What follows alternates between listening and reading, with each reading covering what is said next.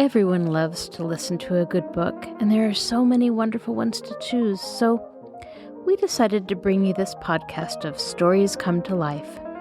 Each episode features a story from either classic or modern literature, especially chosen to be interesting and exciting to hear. So sit back, relax, and listen to this story come to life. Welcome to Stories Come to Life. I am your host, Kathryn Lopez Luker. Poor Laura Pendleton. Her new guardian seems like a terrible person. He's not very kind to her. And poor Laura has to be uprooted from everything that's comfortable and go live in the unknown bungalow on Melrose Lake.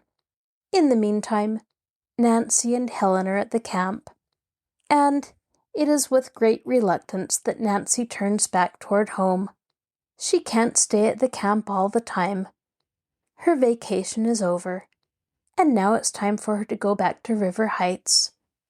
As she leaves the camp, she notices the big storm clouds overhead. Oh, if only she can make it home before the storm breaks. Now sit back, relax, and listen to this story come to life. Nancy Drew Mystery Stories. The Bungalow Mystery.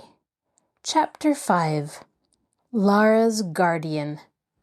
Early the following afternoon, Nancy Drew and Helen Corning, faithful to their promise, boarded a launch, which made regular passenger trips, and were ferried to the lakeside hotel.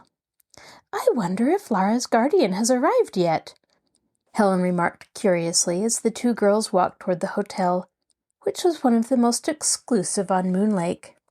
"We'll soon meet him if he's here," Nancy replied. "I do hope he's the right sort. Laura would be dreadfully unhappy with anyone who didn't understand her. She's frightened to death at the thought of meeting him. Do you imagine that was why she asked us to come here this particular afternoon?" "Yes, I do, Helen. It was as plain as the nose on your face. To tell you the truth, I'm curious to meet Jacob Aborn."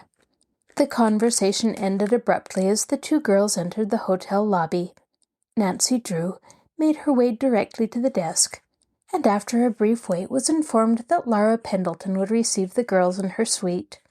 An elevator whisked them to the third floor. Scarcely had they knocked on the door when Laura opened it. "Oh, I'm so glad you came," she cried. "I was afraid you wouldn't." She led the girls into a pleasant suite. There was no need to ask if Jacob Aborn had arrived, for Laura's eyes disclosed that she was deeply troubled. As Nancy stepped into the living room, she saw the man slumped down in a chair near the window. When Laura politely presented him, he arose and grunted a "pleased to meet you" without warmth. Nevertheless, his shrewd eyes swept the two girls appraisingly. Jacob Aborn was a short, pudgy man, and apparently he lacked a good disposition, for a tiny scowl lined his forehead. He was well dressed and wore a large diamond on his right hand. "I was afraid I wouldn't get to see you girls again," Laura began hastily, when an awkward silence fell upon the group. "I'm leaving this afternoon." "You're leaving Moon Lake so soon?" Nancy inquired, with a curious glance directed toward Jacob Aborn. "Yes," Laura declared without enthusiasm. "My guardian is taking me to Melrose Lake. That's a long way from here, isn't it?" 20 miles, I believe," Nancy responded. "I'm sorry you're leaving." "So am I," Laura told her wistfully. "I like it here, and I was just beginning to get acquainted."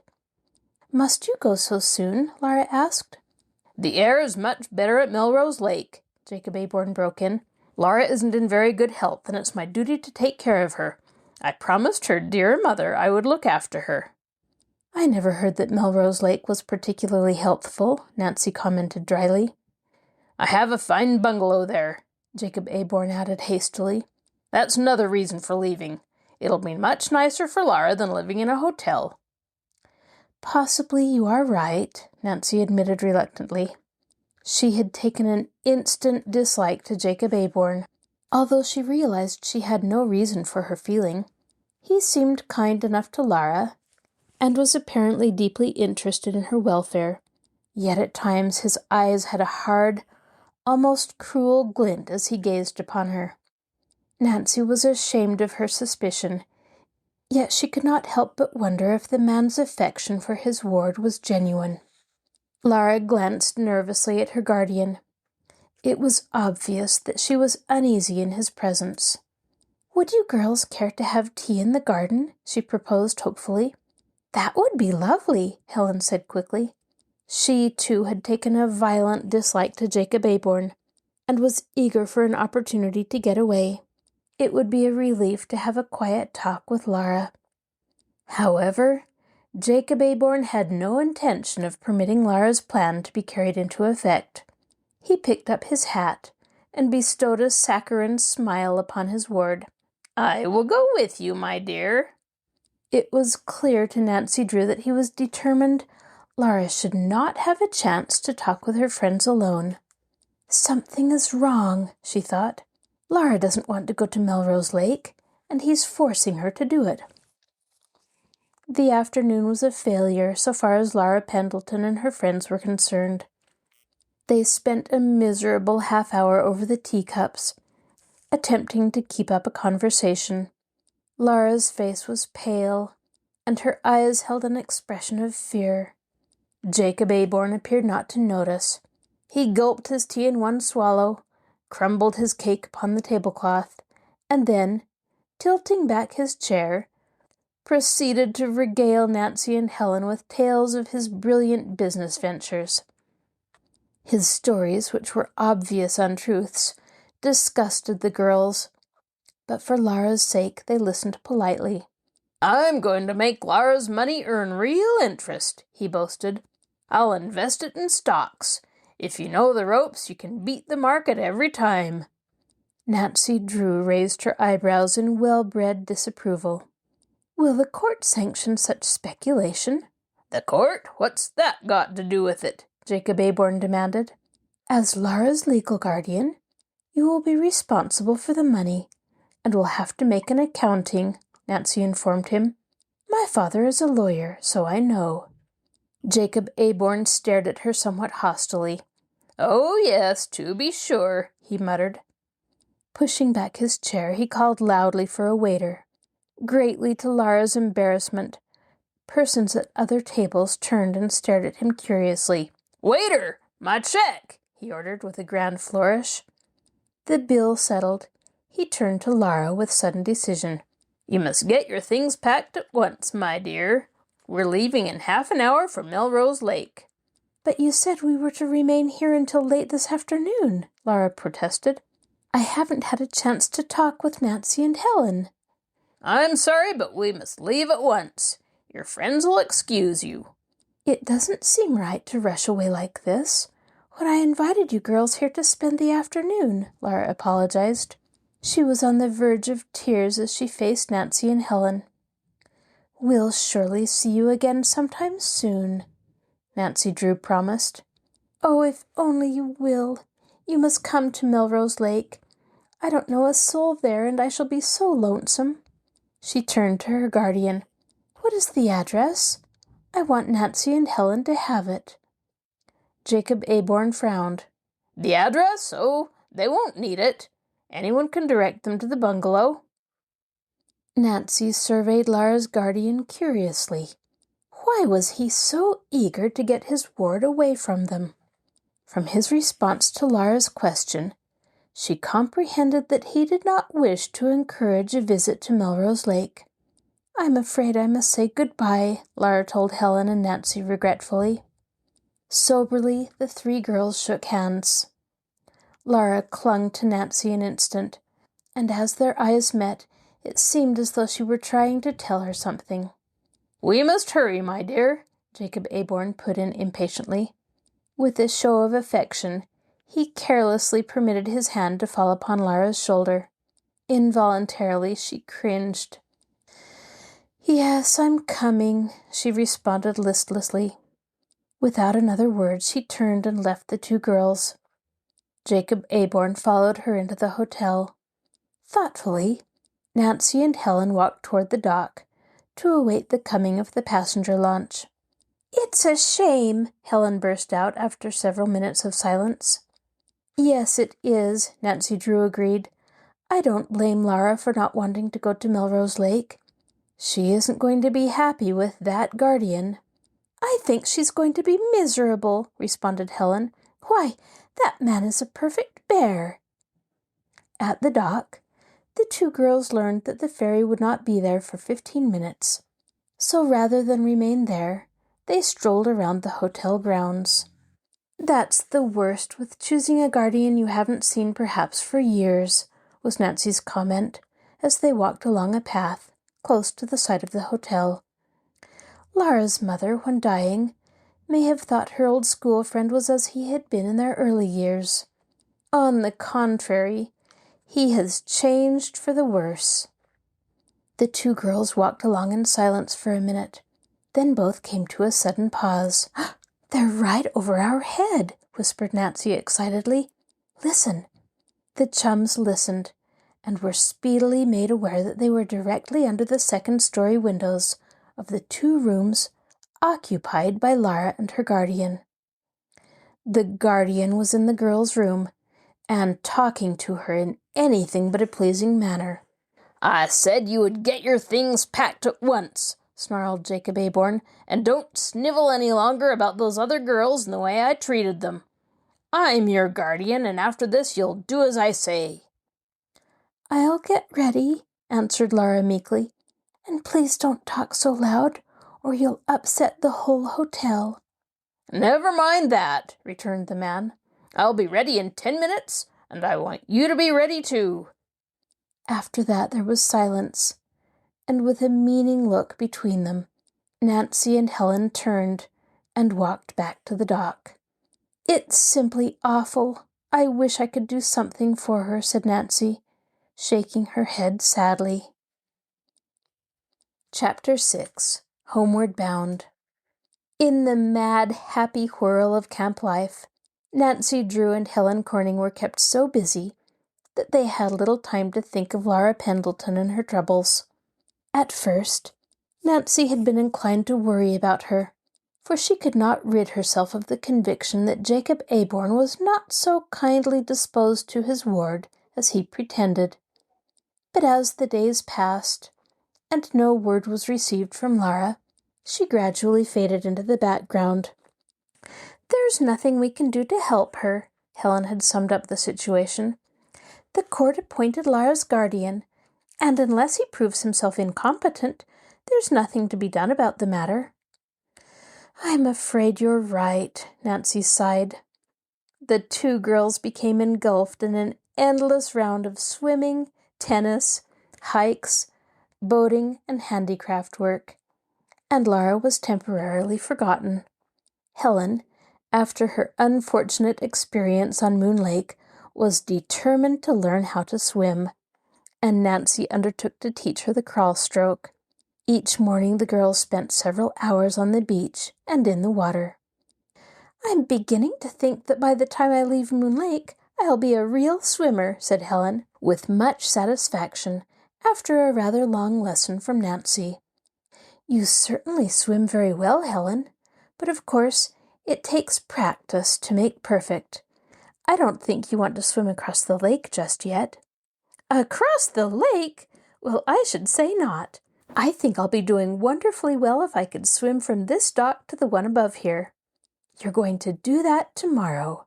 "Never!" "Just wait and see." On the morrow, much to her delight, Helen managed to swim not only from one dock to the other, but to swim back again. "I never thought I could do it," the girl declared in great delight. She was gasping a little for breath, but her face was radiant. "Nancy, you're a great teacher. Any time you feel like giving up your idea of becoming a detective, you had better become a swimming teacher." "Thank you, Helen. That sounds nice. But I think I'll stick to my hobby of solving mysteries." So enjoyable was Nancy Drew's vacation at camp that she was induced to prolong her stay. But at last the day came when she announced that she must depart for home. In vain Helen coaxed her to remain. "No, I must leave this afternoon," Nancy insisted firmly. "I've already stayed longer than I intended."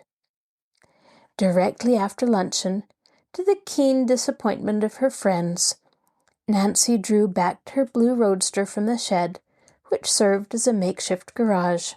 Tossing her suitcase into the back of the car, she regretfully prepared to depart.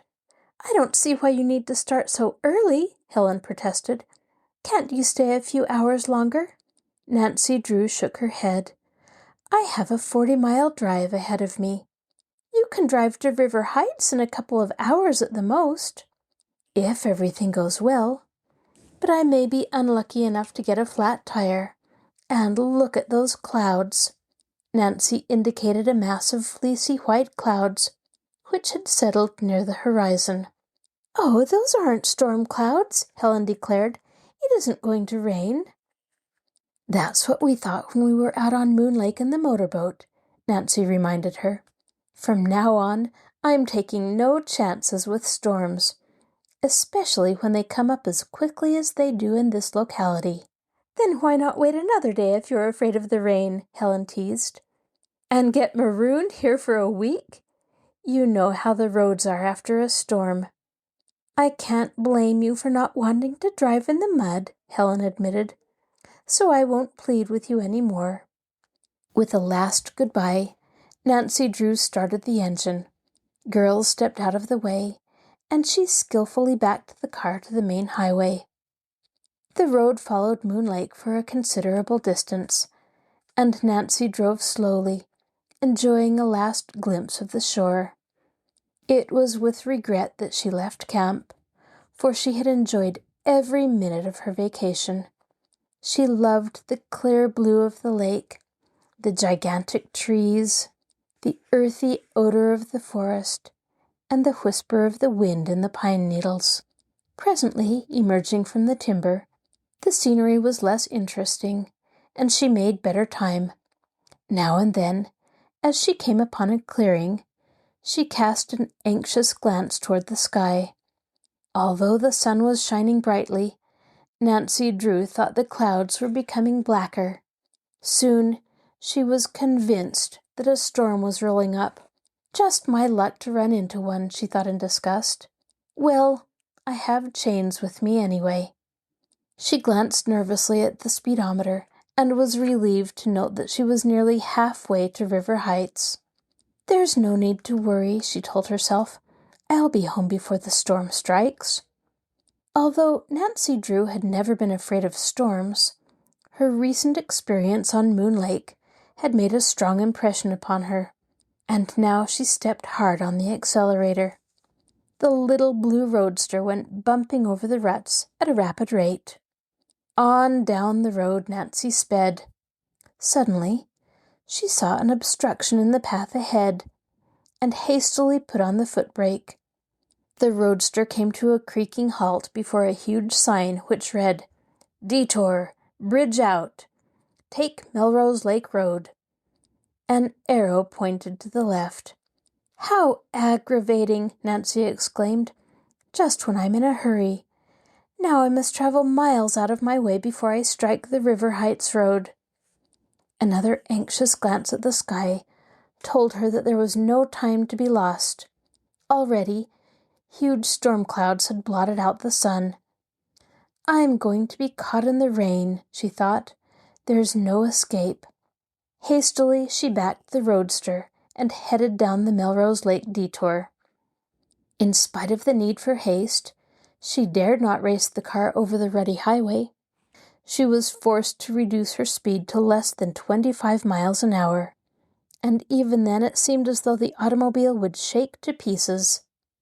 Presently, the winding road ahead became indistinct against the black background of the forest, for the storm clouds were nestling closer and closer to the earth. Nancy snapped on the headlights, and 2 beams of light shot down the road, illuminating the rutty highway for 100 yards. Instinctively, she grasped the steering wheel more tightly, and every nerve in her body seemed sensitized. for the uncertainty of her situation gave her a feeling of uneasiness. She wondered how she would ever reach the main road should the storm break and catch her in the forest. The uncertainty was soon ended, for Nancy Drew saw great raindrops glisten down through the headlight beams. Then the drops became indistinguishable in a downpour of water that seemed to drop from an opened floodgate in the sky. The 2 deep ruts ahead quickly changed into swiftly rushing rivulets, which spread out over the road in a wide sheet of water. "This is terrible," Nancy Drew cried. "If my wheels get down into those ruts, I'll be stuck." The roadster skidded from one side of the road to the other, several times barely missing the ditch. By a miracle, so she told herself, Nancy Drew avoided the deep ruts and kept the car moving. Then, directly ahead, she saw a hill, and low as it was, knew it could not be climbed without chains. "There's no use trying to make it," she decided. "I must stop and put on chains." Halting the roadster under a huge tree, which offered a little protection from the pelting rain, she rummaged under the seat for an old slicker and a pair of galoshes. After putting them on, she pulled out the chains and grimly set to work. It was not an enjoyable task, for the wheels of the roadster were covered with mud, and the chains were stubborn. Nancy tugged and strained and wished with all her heart that someone would come along and volunteer to help her. However, the road was seldom traveled, and even the farmhouses were miles apart, so she was forced to depend upon her own resourcefulness. "If it hadn't been for this hateful detour, I'd have reached a paved road before the rain struck me," she grumbled. Fastening the last chain, she gingerly removed her mud-coated galoshes, and with a sigh of relief, climbed back into the roadster. "Just in time, too," she told herself. "The worst of the storm is coming." Quickly starting the car again, Nancy Drew slowly crept up the hill and descended the slope in intermediate gear. Before she reached a level stretch, the storm broke in all its fury. The trees along the roadside twisted and bent before the onslaughts of the rushing wind, and a roar from the threshing branches welled up from the forest all around. The thunder crashed and went tumbling and rumbling down the uttermost parts of the sky, and lightning streaked up in brilliant zigzags to the very dome of heaven. "This storm is as bad as that one on Moon Lake," Nancy thought in alarm. In vain she watched the roadside for a farmhouse where she could seek shelter until after the rain. There was nothing to do but keep on. The windshield became clouded, and it was with difficulty that Nancy made out the road ahead. It required close watching and quick thinking to keep the automobile wheels out of deep ruts. One mistake of judgment and the car would be mired down to the running board. However, Nancy Drew was an excellent driver and had confidence in her ability to handle the wheel. The condition of the road caused her less worry than the vivid flashes of lightning. Sharp cracks of thunder on all sides warned her that the lightning was close to the earth. Suddenly, a blinding tongue of savage lightning shot down directly in front of the roadster. There was a flash of fire, and simultaneously a deafening roar. For an instant, Nancy Drew thought the car had been struck. Then came a splintering, ripping noise, and before the girl's horrified eyes, a pine tree fell earthward. One glance told Nancy that the roadster was in its line of fall. Frantically, she slammed on the brakes. Chapter 7. A Close Call. With a loud crash, the stricken pine tree fell across the road, directly in front of the blue roadster. The trunk struck the earth, Less than half a dozen yards from where Nancy Drew had brought the automobile to a sudden halt, and the branches touched the hood of the roadster. For an instant, Nancy gripped the steering wheel, too stunned to comprehend fully how fortunate had been her escape from death. Everything had happened so quickly that there had been no time to become frightened until the danger was over. Now, as she considered what might have been her fate, she felt weak. If I hadn't slammed on those brakes when I did, it would have been too bad, she thought. Ruefully she surveyed the tree which blocked the road. What was she to do? In some way, she must reach River Heights. If only someone would come along to help her. There probably isn't anyone within miles, she told herself. If I get through, I must depend upon my own initiative. The tree completely blocked the road, and as there was a steep ditch on either side, Nancy Drew saw at a glance that it would be impossible to pull out upon the bank. Fate had played an unkind trick upon her. Gloomily, she put on her wet slicker and buckled on the muddy galoshes. As she stepped from the closed car, a sheet of rain struck her in the face. Gingerly picking her way through the slush, she walked to the fallen pine and surveyed it critically. The tree was a small one, and Nancy thought that 2 men could move it quite easily. Unfortunately, the 2 men were not in evidence. If I could pull the trunk a little to one side, I ought to be able to get through, Nancy reasoned hopefully. Grasping the branches, she tugged with all her might. But the tree did not budge. Next, she attempted to lift the trunk, but only succeeded in tiring herself. Maybe I could roll it out of the way, she thought. She pushed with all her might against the trunk, but the branches prevented it from rolling. This gave Nancy a new idea, and she fell to work, pulling the branches out of the way. At last, she was forced to stop for rest. Unmindful of the rain, which had now settled to a slow drizzle, she sat down on the trunk. "It looks as though I'll be here all night," she mourned. It was by far anything but comfortable on the wet trunk of the tree, and presently Nancy got up, shook herself, and climbed into the roadster. She was afraid that she would have to stay in that dismal place all night. After a short while the rain let up a little, and feeling restless, she again sought the tree trunk. Just then she heard a strange sound coming from behind her.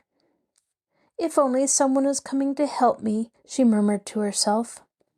She strained her eyes and soon made out the object, which proved to be a large and shaggy dog.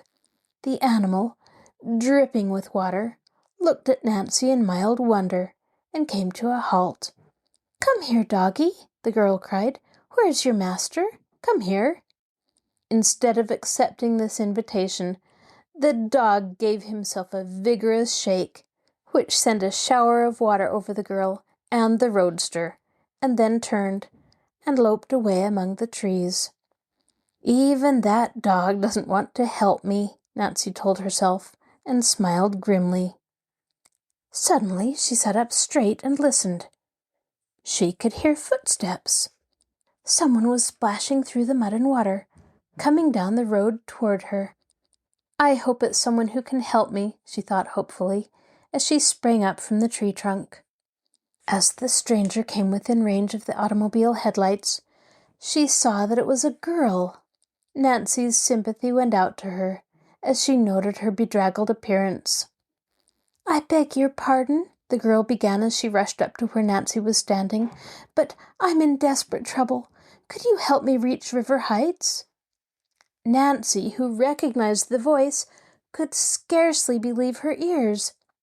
"Laura Pendleton!" she exclaimed. The girl started violently as her name was spoken.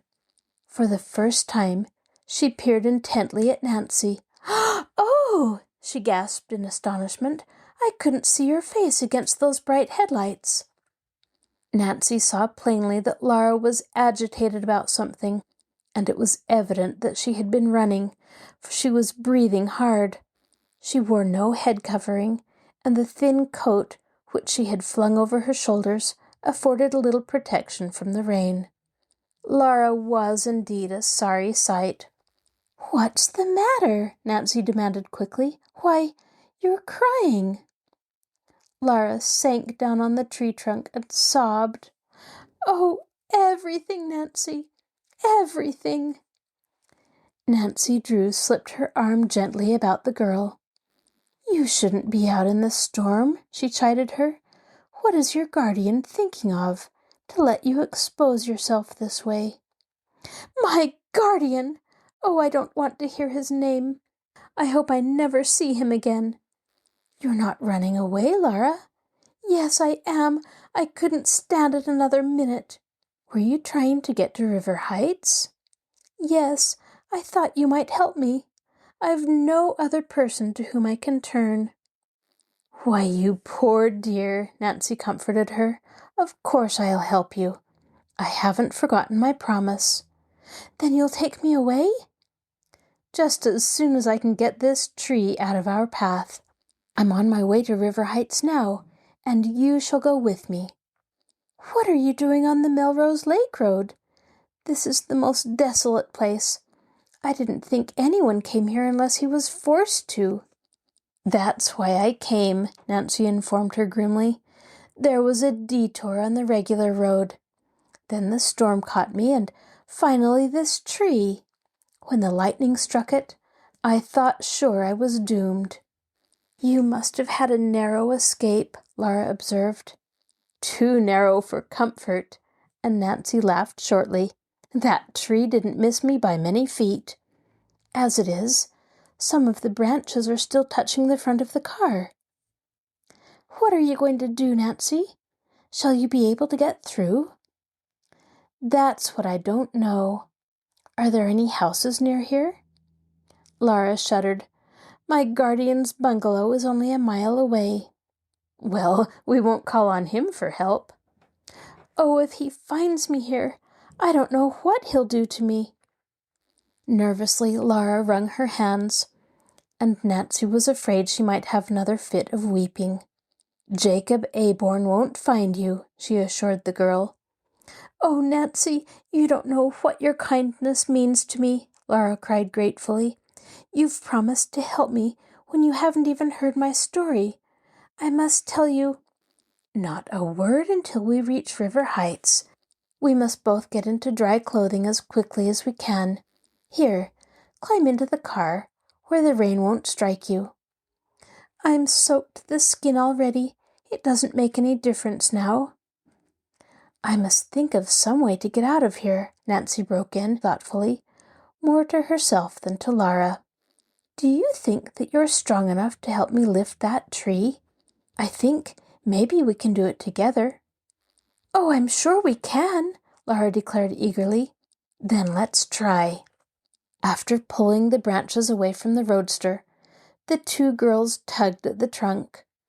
Although the tree was a small one, it was remarkably heavy for its size. Laura and Nancy puffed and panted, but were rewarded for their labors. Little by little, they succeeded in moving the tree a short way. Though pausing frequently to rest their arms, they kept at the work. "I believe I can get through now," Nancy decided at length. "Let's try it anyway." The girls clambered into the roadster, and Nancy started the engine. Proceeding cautiously at the very edge of the road, she drove the car forward. Several small branches struck the body and sides of the roadster, but did no damage, other than to scrape off a little paint. "Well, we got through," Nancy declared in relief. "Now for River Heights." "These roads are terrible," Laura commented anxiously. "Do you think we'll make it?" "We'll be home inside of half an hour," Nancy assured her confidently. "And the first thing you must do when we get there is to change your wet clothing and go to bed. Just try to relax now." Laura attempted to obey, but it was obvious that she was suffering from a nervous shock. Nancy Drew longed to question her concerning her troubles, but she felt it would be unwise, for Laura was on the verge of becoming hysterical. What she needed was quiet and rest. There would be ample time to hear the story after they reached River Heights, Nancy told herself. Chapter 8. Laura's Story. It was nearly 6 o'clock when Nancy Drew's mud-splattered roadster finally reached River Heights and turned in at the driveway of the Drew residence. With a sigh of relief, the two girls climbed from the automobile and stretched their cramped muscles. The ride from Melrose Lake had been a tedious one, and Nancy's arms ached from the strain of holding the car to the road. She had been forced to battle mud until she had reached pavement a short way from the city. Laura Pendleton, who had been drenched by the chilly rain, was chattering with cold, and Nancy was far from warm. "I'll find dry clothing for you right away," Nancy promised, rushing her friend toward the house. As the girls entered, Hannah Gruen, the housekeeper, came from the kitchen and surveyed them in amazement. "Land sakes!" she exclaimed. "You must have been caught in the storm." "We certainly were," Nancy returned. "Hannah, this is my friend, Laura Pendleton. We're both soaked to the skin. While we're changing into dry clothing, I wonder if you would make us some hot tea or a little beef broth." "Indeed I will," Hannah assured her eagerly. "Is Father here?" Nancy questioned, as the housekeeper started toward the kitchen. "Mr. Drew left for St. Louis early last week." "Oh, I didn't know he was going." Nancy was disappointed, for she had hoped that her father would be at home to meet Laura. "Business, I suppose?" "Yes, I think he said it was about some law case. He left a note for you. I'll go get it." The housekeeper hurried to the desk. Removing an envelope from a drawer, she handed it to Nancy. "You'd better change your clothes before you read it," she advised the girl. Nancy took Laura upstairs and quickly found suitable garments. As Laura was about her own size, she had no trouble in fitting her. While she dressed, Nancy scanned the note from her father. "He was called away unexpectedly," she told Laura. "I'm sorry he isn't here because he will want to thank you for saving my life." "Oh, I don't want any thanks for that," Laura protested. "Father says he'll get back either tomorrow or the next day, so perhaps you'll meet him after all." "Oh, I can't stay that long, Nancy." "Nonsense. I won't permit you to leave until I'm certain you've suffered no bad effects from this adventure. Do you feel better now?" "Yes, I'm all right." "Then we'll go downstairs. Hannah will have something for us to eat." "What a beautiful home you have here, Nancy," exclaimed Laura, as she looked around her with much satisfaction. "I think it's nice, Laura," answered the lawyer's daughter. "Anyway, it's very comfortable. Dad and I couldn't like it any better." "I had just such a home once," returned the visitor, and her voice saddened a bit. "That was when Mother and Dad were still alive. Well, I hope that someday you'll have just as nice a place in which to live." And Nancy placed an assuring hand on the other girl's shoulder. After a warm meal, Nancy lighted a small fire in the fireplace and insisted that Laura curl up in a comfortable chair and toast her feet. "Just relax," she ordered. Laura leaned her head back against the cushions and gave a tired sigh. "Oh, it's so homelike here, Nancy." Her voice broke. "I'm afraid I'll never have a happy home again, now that Mother is gone. Perhaps you'll feel better if you tell me what's troubling you, Laura." "Oh, it's my guardian, Nancy. I can't live another day with Jacob Aborn." "Isn't he kind to you?" "Kind?" Laura's eyes flashed. "He doesn't know the meaning of the word. I don't see why Mother ever placed me under his guardianship. Tell me what has happened since you left Moon Lake, and perhaps we can think of a way out of your difficulties." "Jacob Aborn is so dictatorial and mean," Laura began. "He was fairly decent to me as long as we were at Moon Lake, but just as soon as we reached his bungalow, he came out in his true colors. I wasn't favorably impressed with him myself," Nancy Drew admitted. "Didn't he take you to a nice home?" "Oh, the bungalow is all right. I haven't any complaint on that score, save that it's very far removed from the other cottages on the lake. But, Nancy, would you believe it? He doesn't keep a single servant." "He didn't expect you to do the work." "He did, Nancy. And the bungalow has 9 rooms, too. I hadn't been there an hour when he told me to get busy." "How mean! Why, you're not strong enough to do hard work," Nancy protested. "I thought your mother left an ample allowance for your needs." "I thought the same, but it seems I was mistaken." "Jacob Aborn told you that?" "Yes. I had understood that Mother left something like $50,000 or $60,000. My guardian tells me the estate has dwindled to less than $15,000. Even that amount should be sufficient to keep you, Laura. Jacob Aborn says it wasn't wisely invested. He claims I'm not much better off than a pauper." "Strange he should wait until he had taken you to Melrose Lake before he told you," Nancy murmured in so low a tone that Laura did not hear. "Oh, you have no idea how I've suffered the last few days, Nancy. Jacob Aborn has been so hateful to me.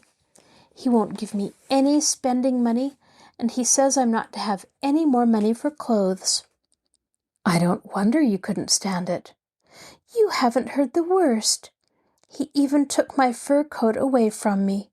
I hadn't had an opportunity to put it in storage, and I had it in my trunk." "He took your coat?" Nancy gasped. "Yes, I think he intends to pawn it." "I never heard of anything more outrageous." "And he's been trying to force me to turn over Mother's jewels to him." "You didn't do it?" Nancy exclaimed quickly. "No, they're wrapped up in that little bundle I brought with me.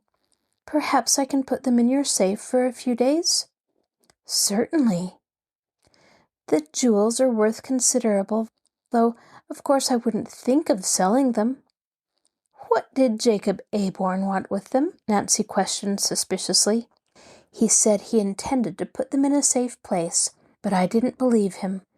I feel sure he expected to sell them." "That man must be a regular villain," Nancy observed indignantly. "He threatened me, too. He said if I didn't turn over the jewels, he'd lock me up in my room. I can't understand the man, Nancy. He does the queerest things." "What sort of things, Laura?" "Well, for one thing, he leaves the bungalow every night, carrying a small bundle. When he returns, the bundle is gone." "That is odd," Nancy said thoughtfully. "How long is he usually gone?" "Oh, about an hour, I should judge. I haven't the slightest idea where he goes, but he acts as though he's afraid someone will see him," she answered. "It does look peculiar, Laura. Have you noticed anything else about him?" "He always makes these trips after dark, when he thinks I'm asleep. Several times I've heard him steal out of the house." "You never followed him?" "Mercy, no. I'd have been afraid. Anyway, I couldn't have done it had I wished, because he always locked me in." Nancy mused thoughtfully. "He must be afraid you'll learn something." "Either that or he wanted to prevent me from running away." "How did you manage it?" "Jacob Aborn seldom leaves the bungalow in the daytime, but this afternoon was an exception. He locked me in my room and left me there. Just as soon as he was out of sight, I bundled up Mother's jewels. I had hidden them under the mattress. Then I made a rope out of the sheets and lowered myself to the ground. I started off down the road, hoping I would meet someone who would help me reach River Heights." "How fortunate that I ran into you." "Yes, it was. The storm came up quickly, and I was dreadfully frightened. I knew Jacob Aborn would half kill me if he caught me. Now that I've escaped, I don't know what I had better do. Can I be forced to return to that horrible man? Are you sure he's your legal guardian? I guess he is, Laura admitted miserably. I saw the papers. Unless the court appoints you a new guardian, I am afraid he could force you to return, Nancy said slowly. Of course, I'm not sure about that, but I believe he would have a legal right to do it. I wish Father were here. He would know. Oh, what shall I do, Nancy? Laura cried desperately. I can't go back. I'd sooner be dead. Don't worry, Nancy said comfortingly. Jacob Aborn hasn't found you yet. But I have no place to hide. I am without friends. You mustn't forget that I am your friend, Nancy returned quietly. I'll do everything in my power to help you. Oh, Nancy, you're so good. Tears came into Laura's eyes. You mustn't think about Jacob Aborn any more. You are to stay here until my father comes back. He'll be able to help you, I know. Perhaps I'll be able to think of something myself. A look of determination settled over Nancy Drew's face. She was convinced that Jacob Aborn was a cruel guardian, and she intended to help her new friend, if only she could think of a way. This is your host, Kathryn Lopez Luker. Thank you for joining us for this episode of Stories Come to Life. Be sure to join us next time when we continue to listen to the Bungalow mystery. You can find a link to our podcast on the Marshall Public Library webpage, www.marshallpl.org. I'll talk to you again soon.